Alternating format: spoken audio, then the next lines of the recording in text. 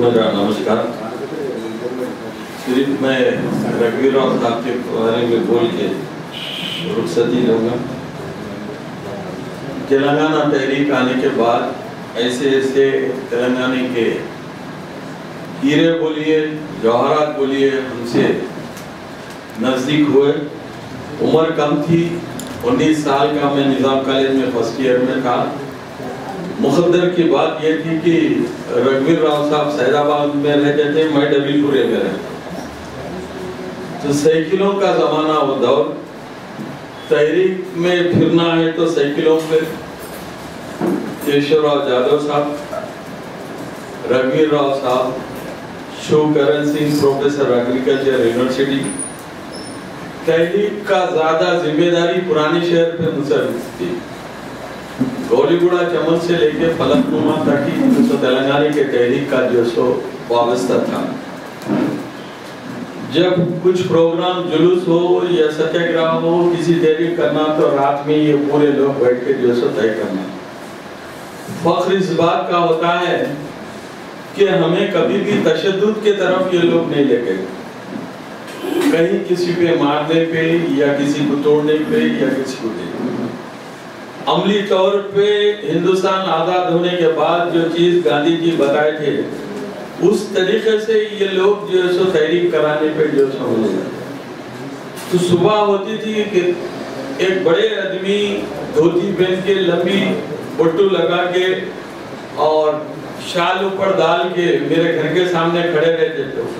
पूरे मेरे घर का जो सो अतराफ मुस्लिम लोग रहते थे। और आप लोगों को तारीफ ये जंक्शन से जो सो हमारे एरिया से पहला एमएलए जो सो लड़े थे याकूबपुरे से जंक्शन के, वो दिया जो सो इनका निशान था।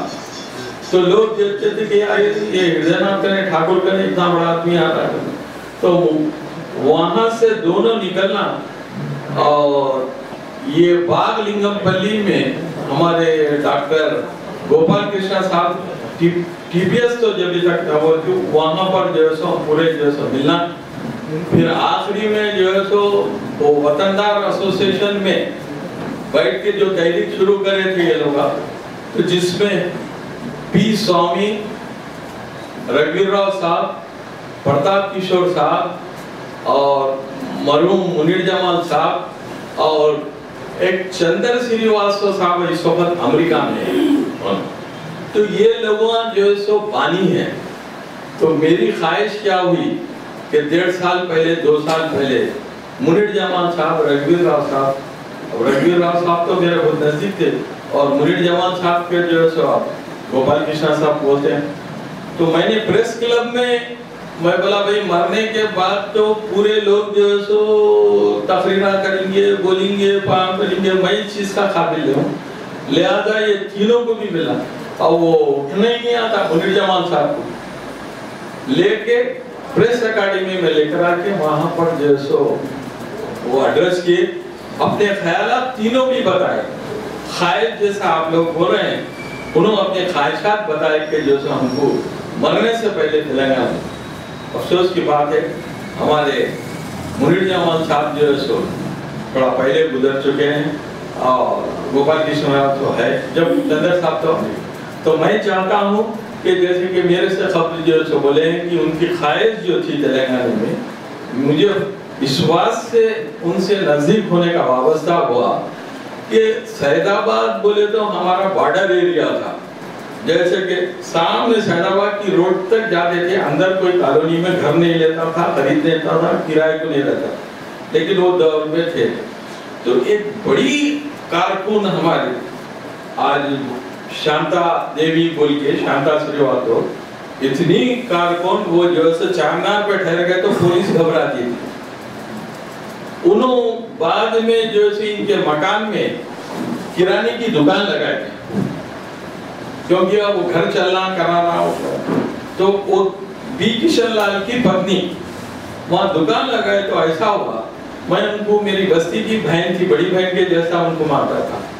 तो अब साइकिल पे मैं सैदाबाद जाने लगा तो रघुवीर राव साहब जो सो रोजाना एक ना एक चीज जो सो बोलना करना, क्यों जुल्म हुआ, किस वास्ते हुआ, दिमाग भर भर भर भर भर भर تو جیل میں جب 120 نیکسلائٹ کیس میں میں مشیرآباد میں ملیکارجن ہم دونوں تھے، تو ایک ہی شخص جو اس میرے سے ملنا اور لے کر آ کے مہابھارت بھاگوت کے جا ایسا دینا، میری 20 سال 19 سے کراس ہوا نظام کا وہ گزرنے کے بعد کیا ہوا، 72 میں تحریک آئی ملکی رولز جب شروع ہوا تحریک، تو جے آندھرا جے تلنگانہ، پھر رگھویر راؤ صاحب کا رول شروع۔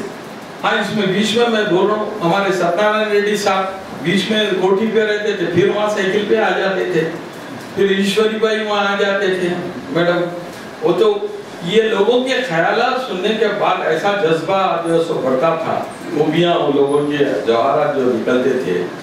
تو یہاں پر میں میسا میں اٹل بہاری واجپئی دلی میں پارلیمنٹ میں پاس ہوتے، اٹل بہاری واجپئی جی دلی میں گٹے، دوسرا آدمی حیدرآباد میں میسا میں گٹا تھا۔